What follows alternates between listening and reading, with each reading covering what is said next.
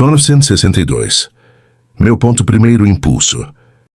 Meu pai havia alugado o galpão que ficava de frente para a estrada de Itu, hoje Avenida Corifeu de Azevedo Marques, em uma parte da chácara, para uma construtora de italianos chamada E. Spallanzani. Eles trouxeram para esse galpão máquinas de uma serraria que possuíam em Minas Gerais, e eu fui trabalhar nessas máquinas, onde conheci e fiz alguns amigos. Quando saí de lá, um desses amigos, chamado Plínio, que morava no Ipiranga, na rua Cipriano Barata, vendeu-me algumas ferramentas para que eu montasse uma oficina. Máquina de solda, furadeira de bancada, esmeril, morsa, bancada e cerca de 500 quilos de sucata. Próximo de nossa casa, na estrada de Itu, havia também um senhor que trabalhava como modelador de peças para fundição. Devido à idade, ele estava deixando a profissão e a empresa para a qual trabalhava queria ajudá-lo. Ele possuía um torno mecânico de 1 metro e me ofereceu a máquina. Acabei comprando o torno e paguei as prestações. Após ter pago algumas parcelas, o senhor me falou que não precisava mais pagar o restante. Achei estranho, pois meu pai havia pago o restante das parcelas. Foi meu primeiro negócio próprio. Outra empresa me fornecia peças do cubo de roda do DKV VMAG para serem usinadas nessa pequena oficina. Um fato interessante. Um amigo meu chamado Natal, hoje já falecido, havia feito curso de torneiro mecânico no Senai da Lapa. Como estava sem serviço, veio me ajudar. Na primeira semana em que estávamos trabalhando, o pai dele foi me visitar e quis logo saber se eu iria registrar o meu amigo, quanto ele iria ganhar, e disse que o filho dele não podia fazer bicos nem trabalhar de graça. Mesmo assim, o Natal continuou me ajudando. Meu primeiro caminhão, 1934. Após algum tempo, troquei todo aquele material, ferramentas e máquinas da oficina por um caminhão. Esse caminhão tinha um chassi muito longo e a carroceria mais curta, ficando desproporcional. Como eu tinha experiência em mecânica, retirei a carroceria e a deixei suspensa sobre 4 tambores. Cortei cerca de 40 cm do chassi, logo após a cabine, e depois fiz a emenda novamente, eliminando o pedaço retirado. Também tive que cortar o cardan e refazer todo o sistema de freio que passava pelo trecho removido. Os freios do caminhão não eram hidráulicos, funcionavam por varão e cabo, eram duros e freavam pouco. Observe, era um Ford ano 1937. Trabalhei fazendo entregas para uma fábrica de embalagens e também para a construtora Moura Schwark Lidan. Naquela época, começaram a construir os conjuntos habitacionais que existem até hoje aqui na nossa região. E eu, com esse caminhão, comecei a prestar serviços para eles. Durante todo o período dessas construções, consegui manter o caminhão com pneus novos, motor em bom estado, funilaria e carroceria impecáveis. Eu amava esse caminhão. Serentileis fábrica de artefatos de cimento. Quando essas obras acabaram, montei uma empresa informal chamada ICAC, Indústrias e Comércio de Artefatos de Cimento. Ali, eu fabricava vasos artesanais de cimento, muito usados na época, com pés feitos de ferro de construção, além de muros pré-fabricados em chapas de cimento, balaústres para muros, tanques para lavar roupa, guias e sarjetas de rua. A construtora Moura Schwark, que me fornecia serviços, me encarregou de fazer 2 ruas em uma vila de casas que estavam construindo no Jaçanã. Nessa época, eu já começava a enfrentar algumas dificuldades, porque o serviço não era constante. Minha mãe me ajudava a fabricar as guias, que eram muito pesadas, no galpão de casa. Foi também nessa época que conheci uma pessoa que se tornou meu amigo. Chamava-se Teixeira e tinha conhecimento de luta livre, muito divulgada naquele tempo. Fizemos um ringue, chamamos alguns amigos e ele começou a dar aulas.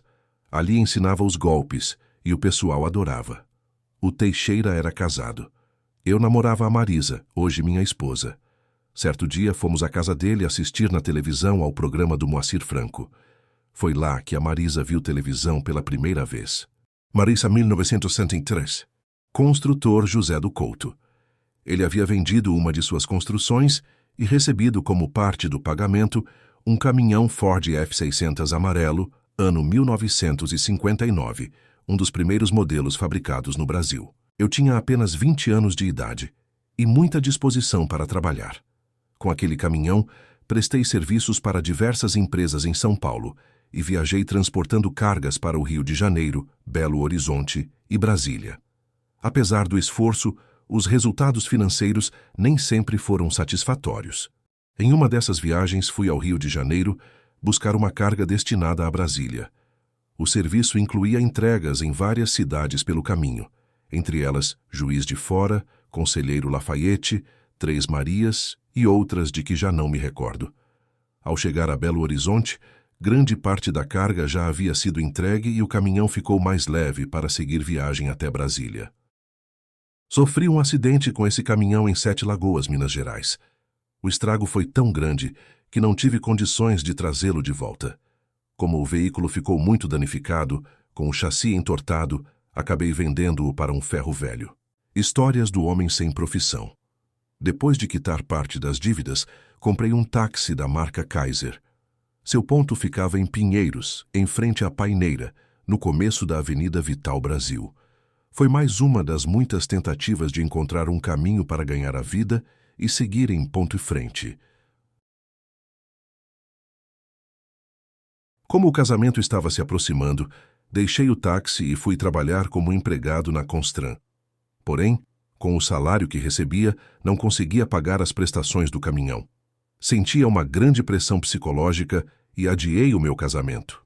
No dia 31 de julho de 1965, aos 21 anos de idade, me casei e meu padrinho de casamento emprestou um apartamento na Praia Grande, no bairro Ocean, para passarmos nossa lua de mel. Ao retornar, consegui um emprego como motorista de ônibus, fazendo a linha Jaguaré Teatro Municipal. Foi mais uma etapa da minha trajetória, sempre em busca de trabalho e de melhores condições para construir a vida ao lado de minha esposa. O homem sem profissão. Corretor com Gasparini, 1966. A paixão por empreender me levou a explorar novas oportunidades no mercado imobiliário. Ao lado de Gasparino, um amigo corretor, iniciei minha jornada no loteamento Cidade Ariston de Azevedo. Com dedicação e persistência, consegui alcançar resultados expressivos nas vendas, sendo frequentemente premiado nas reuniões da empresa. A visão de futuro me impulsionou a investir parte das minhas comissões na compra de 14 terrenos no próprio loteamento, onde, posteriormente, concretizei o sonho de construir uma olaria, dando início a um novo capítulo em minha vida profissional. Olaria, 1967. Após a olaria ficar pronta, com um forno de capacidade para queimar 35 mil tijolos por fornada, os carrinhos, a pipa e os animais que a puxavam, contratei um oleiro experiente para administrar a produção juntamente com sua família. O acordo era simples. A cada fornada de 35 mil tijolos produzidos, metade ficava para o oleiro, para cobrir seus custos e garantir seu sustento, e a outra metade pertencia a mim. No entanto, os compradores costumavam ir diretamente à olaria para adquirir os tijolos. Dessa forma, o oleiro acabava vendendo tanto a sua parte quanto a minha. Com isso, muitas vezes, sobravam poucos tijolos, ou até nenhum, para que eu pudesse comercializar. Isso acabou dificultando bastante o retorno que eu esperava obter com o negócio. Caminhão basculante, 1967. Comprei um caminhão basculante Ford F600, ano 1954, em sociedade com o José, conhecido como 48. Tínhamos trabalhado juntos na Constran. Procurei os contatos que tinha quando tinha o caminhão anterior e consegui trabalho para transportar Caulim de Pirapora do Bom Jesus para São Caetano do Sul. Com a saída do meu sócio, José 48, foi então que vendi esse caminhão e adquiri outro, com carroceria de carga seca. Passei a trabalhar na Sembra, realizando entregas de diversos produtos, como sabão, óleo e margarina. Permaneci nessa atividade por um bom tempo, acumulando experiência e conhecendo muitas regiões durante as viagens de entrega. Eu ia para a Sambra por volta da meia-noite e dormia na cabine do caminhão para ser um dos primeiros a sair pela manhã e iniciar as entregas. O trabalho era muito cansativo. Nessa época, meu primo estava passando alguns dias em nossa casa e, acompanhando minha rotina, percebeu o quanto eu sofria com aquele ritmo de trabalho. Preocupado comigo, convenceu-me a procurar outra atividade. Mas cá em 1967, decidimos vender roupas de cama, mesa e banho de porta em porta, buscando uma nova oportunidade de negócio. Rubinho, que tinha experiência na área por ter trabalhado com turcos no ramo de cama, mesa e banho, lideraria a atividade. Fiz uma pesquisa aprofundada sobre os preços de compra e venda e, confiante de que o negócio era promissor, entrei em contato com um amigo com quem já havia trabalhado na Constran e que também tinha sido meu sócio em um caminhão Ford F600, ano 1954. Como ele havia saído da última empresa onde trabalhava e recebido uma indenização, demonstrou interesse em comprar o caminhão. Com o dinheiro da venda, investi na aquisição de um lote significativo de colchas de chenille. Pouco tempo depois, tive a oportunidade de conhecer a fábrica de tecidos de cetim, tecidos finos Tatuapé. Com eles como fornecedores, iniciei minha jornada nesse novo ramo de negócios.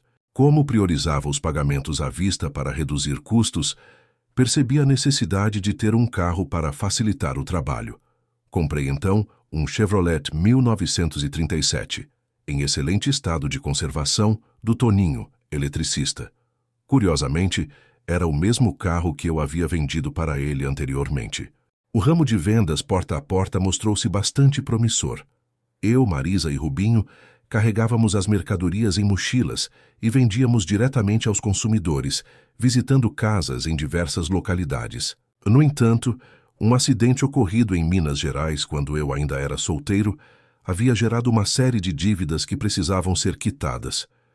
Determinado a reorganizar minha vida financeira, bati na mesa e disse: Marisa, precisamos parar de comprar fiado. Se tivermos apenas o necessário para comer, será com isso que viveremos. Precisamos controlar os gastos para quitar as dívidas e colocar nossas finanças em ordem. Com disciplina e muito esforço, em 2 anos consegui quitar todas as dívidas geradas com os caminhões, inclusive a que estavam na justiça, uma ação que resultou na penhora da casa de minha mãe. Em 1968, adquiri um Fusca seminovo ano 1966 e comprei um apartamento em Santos com Nilson, meu irmão. Fui sócio do Golf Clube São Francisco e fui 7º colocado no torneio internacional na Gávea, Rio de Janeiro. Fiquei em 4º lugar no torneio São Paulo, realizado no Golf Clube Santo Amaro.